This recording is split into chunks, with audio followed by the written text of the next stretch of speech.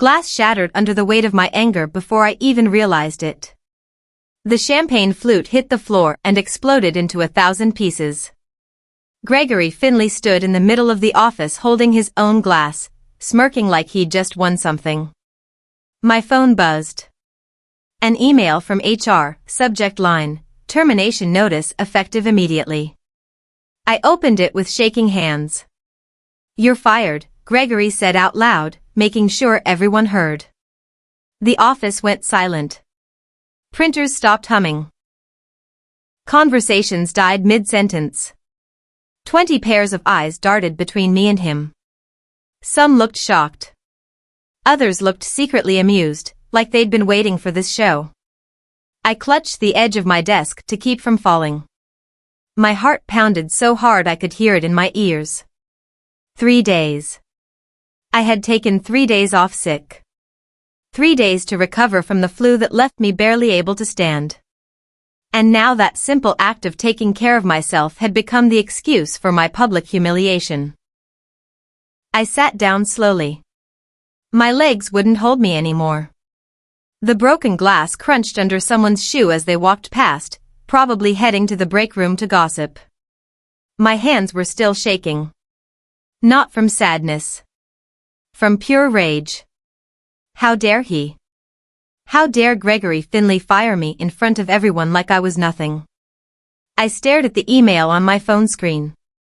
Due to unauthorized absence and failure to meet attendance standards, your employment is terminated effective March 15th at 11 a.m. Unauthorized absence. I had sent my medical certificate. I had followed every single rule in the employee handbook. I looked up at Gregory. He was talking to someone near the water cooler now, laughing about something. The champagne glass still in his hand like this was a celebration. My desk felt empty even though all my things were still there. My coffee mug. My staplers. The plant I had been keeping alive for 2 years. Everything suddenly felt like it belonged to a different person. A person who still had a job. My name is Elena Cross. I'm 32 years old, and until 20 minutes ago, I worked as a project coordinator for Sentinel Engineering. I had been with the company for 6 years. 6 years of arriving early, staying late, picking up extra shifts when other people called in sick. I was the person everyone asked for help. Need someone to cover a meeting? Ask Elena. Need someone to fix a scheduling mistake? Elena will do it. Need someone to work through lunch? Elena never says no. I wasn't trying to be a hero. I just believed in doing good work. I believed that if you showed up and worked hard, people would notice. People would appreciate it. I was wrong. Gregory had been my director for 8 months. He was hired from outside the company, someone's college friend who needed a job. From day one, he played favorites. The people he liked got easy assignments. The people he didn't like got impossible deadlines and blamed for everything that went wrong.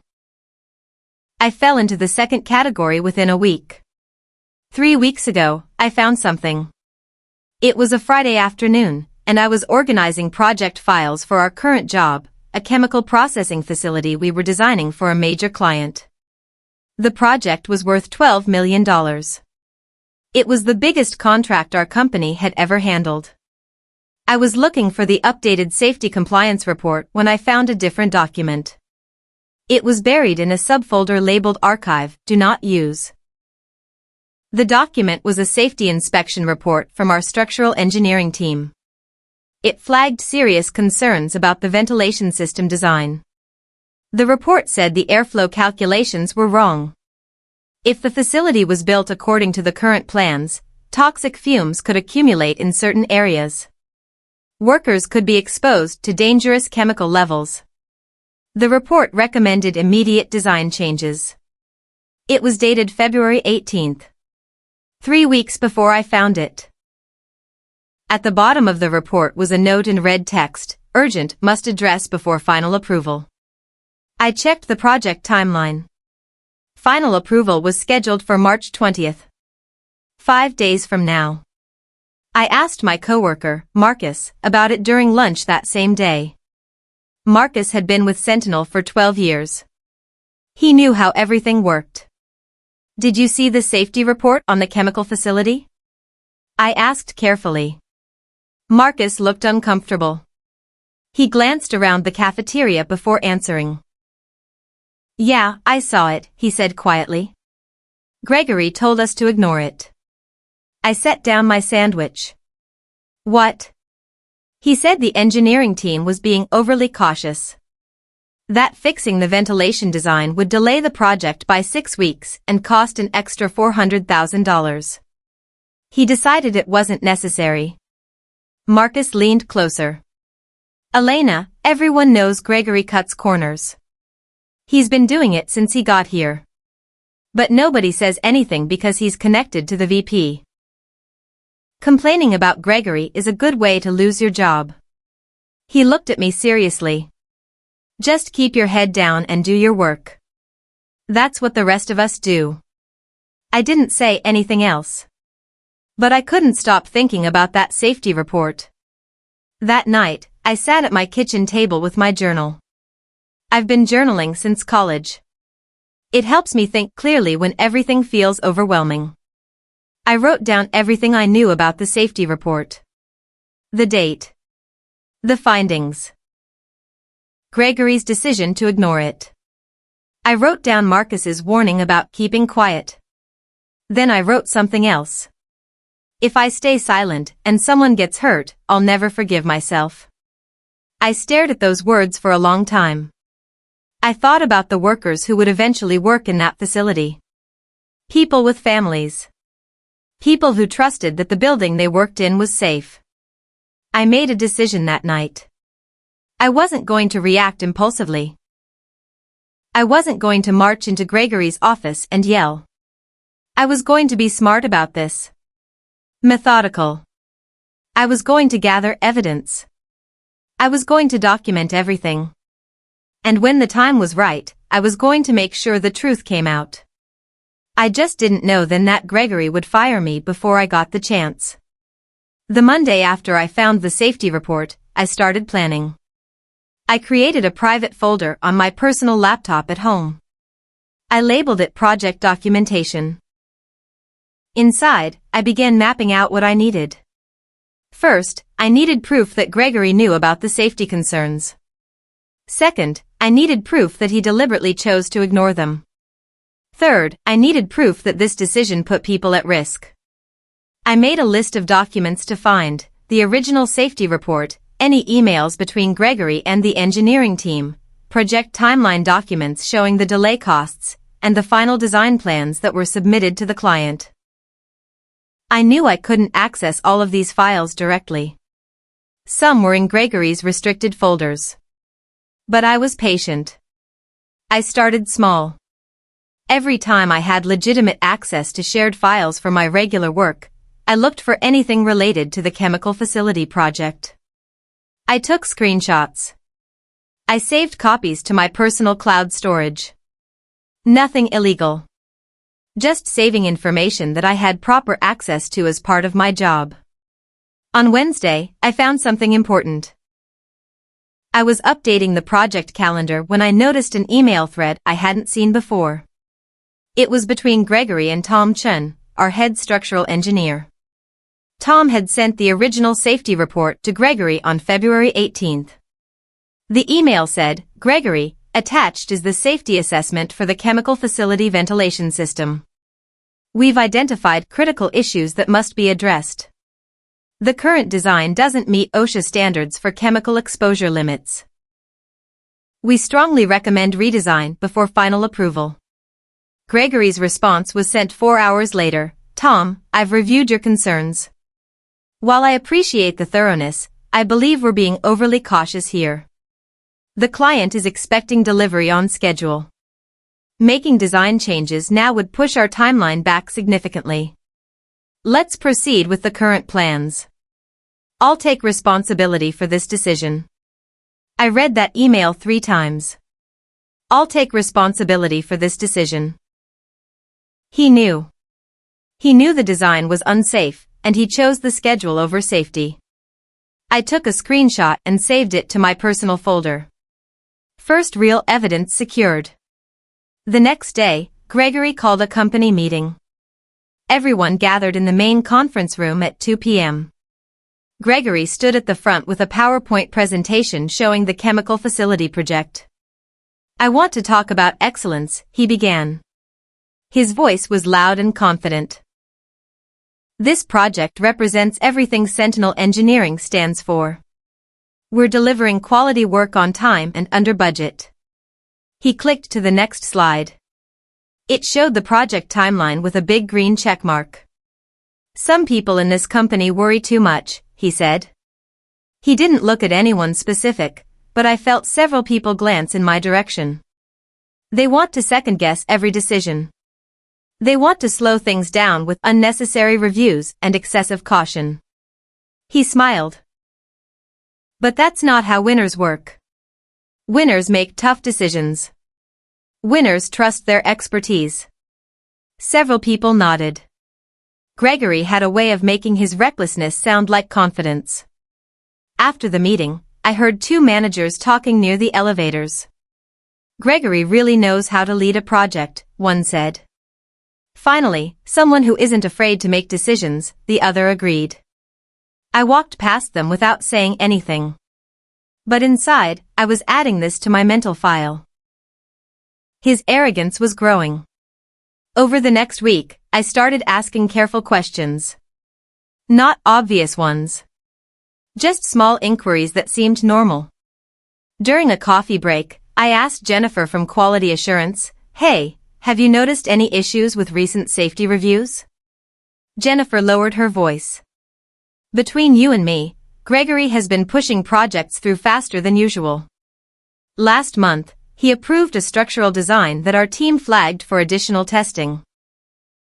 He said testing would take too long." She looked worried. I reported it to my supervisor, but nothing happened. I thanked her and moved on. At lunch, I sat with David from the engineering department. "How's the workload?" I asked casually. "Crazy," David said. "Gregory wants everything done yesterday. We're cutting corners on calculations just to meet his deadlines. I'm worried we're going to miss something important." I kept my face neutral. "Have you mentioned that to anyone?" David shrugged. "What's the point? Gregory's untouchable. He plays golf with the VP every weekend." Each conversation gave me more pieces of the puzzle. Gregory's negligence wasn't limited to one project. It was a pattern. I started collecting everything I could find. Every email that mentioned safety concerns. Every meeting note where Gregory dismissed engineering recommendations. Every project timeline that showed rushed approvals. I organized everything by date and project. I created a document that outlined the pattern clearly.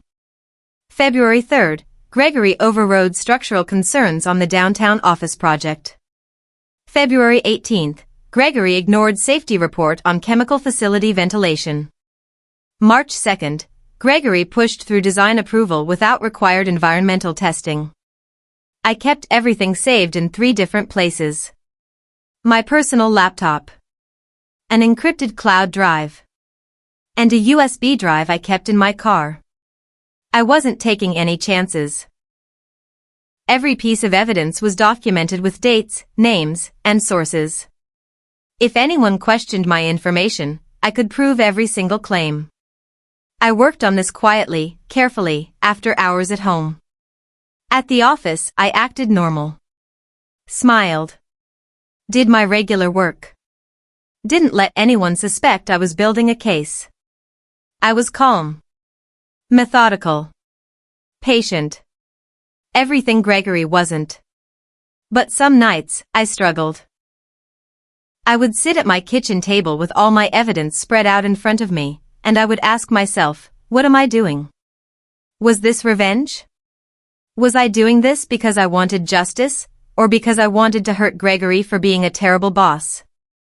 I thought about the workers in that chemical facility. Real people who would trust that building was safe.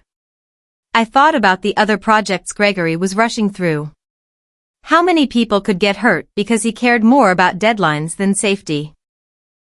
I wrote in my journal, "This isn't about me. This is about stopping someone dangerous before someone gets killed."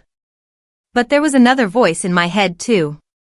The one that said, "You're risking everything. If you're wrong, or if this backfires, you'll never work in engineering again. Nobody will hire someone who exposed their own company." I sat with that fear for a long time. Then I made my choice. I would rather lose my career than live knowing I stayed silent. Some things matter more than job security. Then I got sick. It started on a Tuesday morning. I woke up with a fever and a sore throat that felt like I'd swallowed glass. I took my temperature.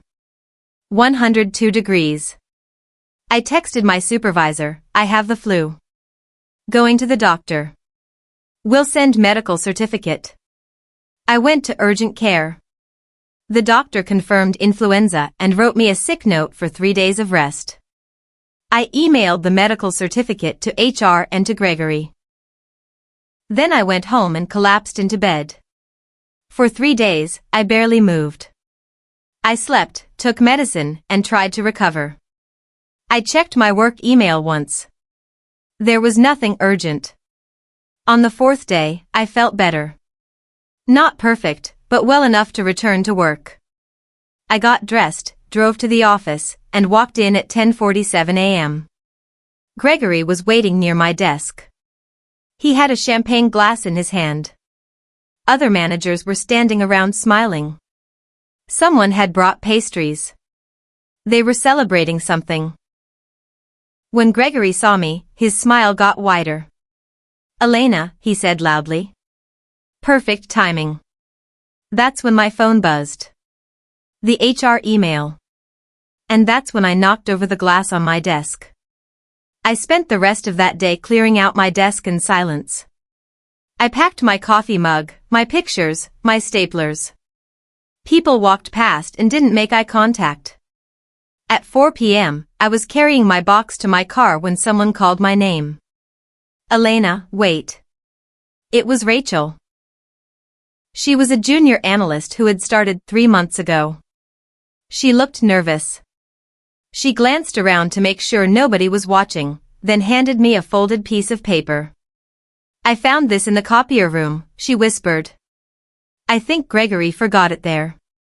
I made a copy before anyone else saw it." She hurried away before I could ask questions. I got in my car and unfolded the paper. It was an internal memo from Gregory to the project management team.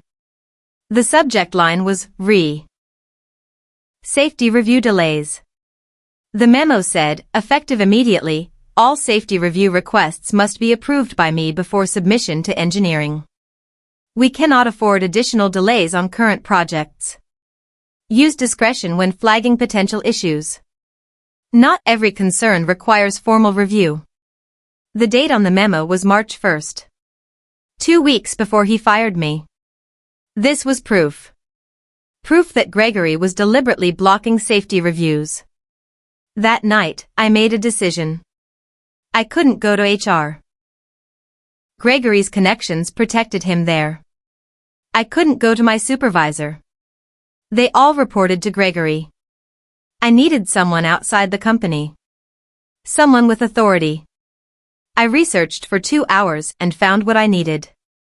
The Occupational Safety and Health Administration had an anonymous reporting system. I could submit documentation about unsafe workplace practices without revealing my identity. But there was another option too. I could send the information to the State Engineering Board. They had jurisdiction over professional misconduct by licensed engineers. Gregory was a licensed professional engineer. If he was deliberately ignoring safety protocols, he could lose his license. I decided to do both. I spent the entire weekend organizing my evidence into 2 clear, professional reports. One for OSHA. One for the State Board. I included the original safety report, Gregory's emails, the internal memo Rachel gave me, and documentation of the pattern across multiple projects. On Sunday night, I submitted both reports anonymously. Then I waited. The following week, Gregory's arrogance reached new levels. I heard about it from Marcus, who texted me updates. Apparently, Gregory called a staff meeting and announced that weak performers had been removed from the team. He didn't say my name, but everyone knew who he meant. We're going to focus on people who understand that engineering is about results, not endless second-guessing, Gregory said. Marcus told me that several people looked uncomfortable, but nobody spoke up. Gregory also announced that the chemical facility project had received final client approval. Construction would begin in 2 weeks. This is what success looks like, Gregory told the team. This is what happens when we trust ourselves and move forward with confidence. Marcus texted me, he's completely out of control. But nobody's stopping him. I didn't respond. I just added this information to my timeline. Gregory's overconfidence was building. And overconfident people make mistakes. They get sloppy. They stop covering their tracks. I just needed to wait for the right moment. 2 weeks after I was fired, Marcus texted me again. Something's happening. HR has been asking questions about project timelines and safety reviews. They're looking at old files. I felt my heart speed up. Someone was investigating. The OSHA report must have triggered something. I texted back, what kind of questions? They're asking who approved certain projects. They're requesting email records. People are getting nervous. The next day, Marcus sent another update. The VP just walked into Gregory's office with 2 HR reps. They were in there for over an hour. Gregory looked pissed when they left. Things were moving. Slowly, but moving. I forced myself to stay patient. I couldn't reach out. I couldn't interfere. I had to let the evidence speak for itself. 3 days later, Marcus texted. Inspection team came to the office today. They're reviewing the chemical facility project files. Gregory's been locked in meetings all day. I smiled. The dominoes were starting to fall. I just needed to wait and see where they landed. Then came the first twist. Marcus called me instead of texting. Elena, you need to hear this. Gregory tried to blame the engineering department. What? There was a meeting this morning. Leadership asked about the safety report. Gregory said the engineering team never properly communicated their concerns to him. He said if there were issues, it was Tom Chen's fault for not being clear enough. I felt cold anger wash over me. Of course Gregory would try to deflect. Of course he would throw someone else under the bus. Did it work? I asked. Marcus laughed. No. Because someone gave leadership the email where Gregory explicitly told Tom to ignore the safety concerns. The email where Gregory said, I'll take responsibility for this decision. Who gave them the email? Nobody knows. It just appeared in the investigation file. But Gregory's story fell apart instantly. I hung up the phone and allowed myself a small smile. The screenshot I had taken. The one I had saved and included in my OSHA report. It had found its way to the right people. Gregory's attempt to blame someone else had backfired completely. A week later, the real bombshell dropped. An independent safety inspector found something during their review of company files. Gregory had been falsifying inspection reports. For the past 6 months, he had been signing off on safety inspections that were never actually completed. He would mark projects as safety approved in the system, but the required inspections had never happened. The inspector found 12 different projects where this had occurred. 12 projects where Gregory had cut corners to meet deadlines. The chemical facility was just one of them. When this information reached the company leadership and the state engineering board, everything changed. This wasn't just poor judgment anymore. This was fraud. This was criminal negligence. Marcus told me the company went into crisis mode. Emergency meetings. Legal consultations. Damage control. Gregory was placed on immediate administrative leave pending investigation. The state board opened a formal disciplinary case against his engineering license. And OSHA announced they were expanding their investigation to review all projects Gregory had managed in the past year. I should have felt victorious. But instead, I felt torn. One night, I sat with my journal again and wrote out my thoughts honestly. Did I want this? Did I want Gregory to lose everything? Part of me said yes. He had fired me unjustly. He had humiliated me. He had endangered people through his negligence and arrogance. But another part of me wondered if I had gone too far. Could I have just reported the safety issue and left it at that? Did I need to compile evidence against him personally? I thought about this for a long time. Then I remembered something. The 12 projects where he falsified inspections. I hadn't known about those. I had only reported what I found on the chemical facility.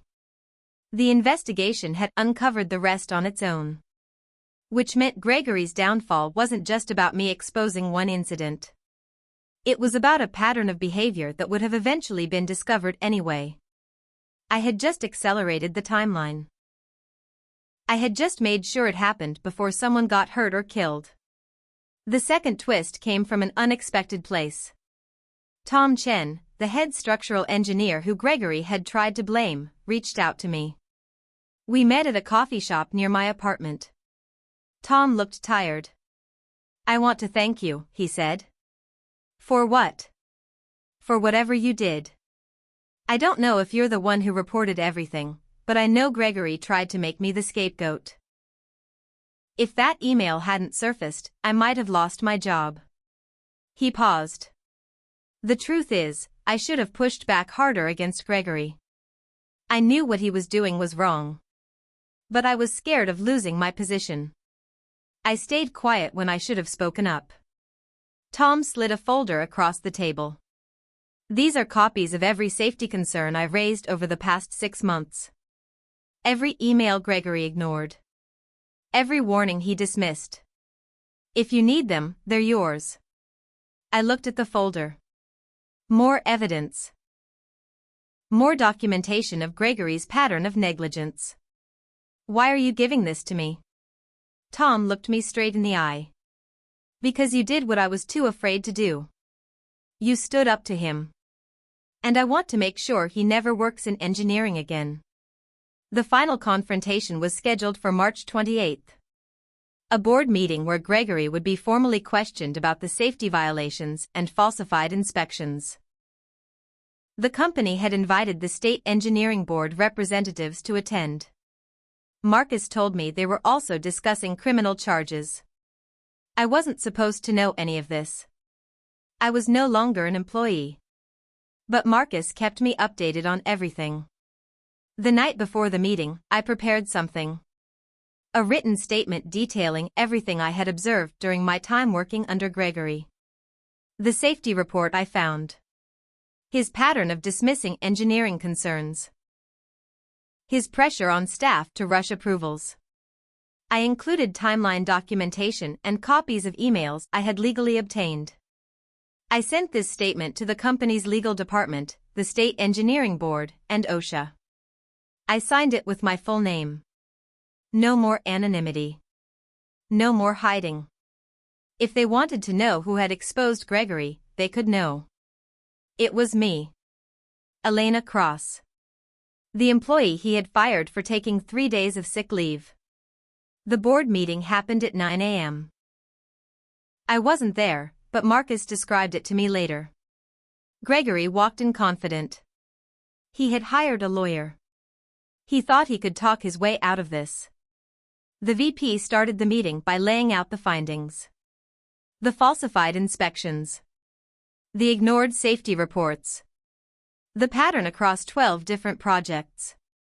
Gregory tried to defend himself. He said he was just trying to meet client expectations. That engineering teams were too cautious. That delays cost the company money. Then they showed him the emails. His own words. I'll take responsibility for this decision. Use discretion when flagging potential issues. We cannot afford additional delays. They showed him the falsified inspection signatures. His signature on documents for inspections that never happened. Gregory's lawyer tried to argue that these were administrative errors. Oversights, not intentional fraud. That's when they brought up the chemical facility. They showed him calculations from an independent engineer. If that building had been constructed according to Gregory's approved plans, toxic fume exposure would have exceeded safe limits by 300%. Workers would have been poisoned. Some might have died. Gregory was fired on the spot. Not just fired. Terminated for cause with no severance. No references. No benefits. The company also announced they were cooperating fully with criminal investigations. The State Engineering Board revoked his license immediately. He would never work as an engineer again. But the real moment of justice came 3 days later. The company held an all-staff meeting to address the situation. They brought in a new director of engineering. Someone with a reputation for prioritizing safety over deadlines. And they announced a new policy. All employees were encouraged to report safety concerns without fear of retaliation. They were establishing an anonymous reporting system. They were creating mandatory safety training. They were reviewing every project Gregory had touched. Then the VP said something that made several people in the room look at me. We also want to apologize to a former employee who was wrongfully terminated. Elena Cross raised valid safety concerns and was punished for it. We're offering her immediate reinstatement with full back pay and a formal apology. I was sitting in the back of the room. I had been invited to attend as a guest.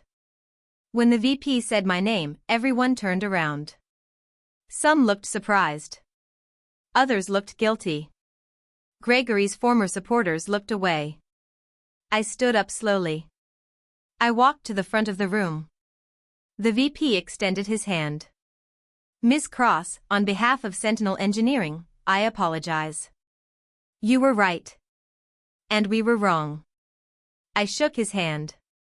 Then I said something I had been practicing all week. I don't want my job back. But I appreciate the apology. There was silence in the room. I'm starting my own safety consulting firm, I continued. I'm going to help companies build cultures where employees can speak up about concerns without fear. Where safety comes before deadlines. Where doing the right thing doesn't cost you your career. I paused. And I'm going to make sure what happened here never happens to anyone else. The room erupted in applause. Not everyone. But enough people. People who had been scared. People who had stayed quiet. People who wished they had been brave enough to speak up. As I walked out of that building for the last time, I felt something I hadn't felt in weeks. I felt strong. I felt capable. I felt like I had taken something terrible and turned it into something powerful. Gregory had tried to destroy me. Instead, he had created someone who would spend her career making sure people like him couldn't hurt anyone else. That was the real victory. Not revenge. Transformation.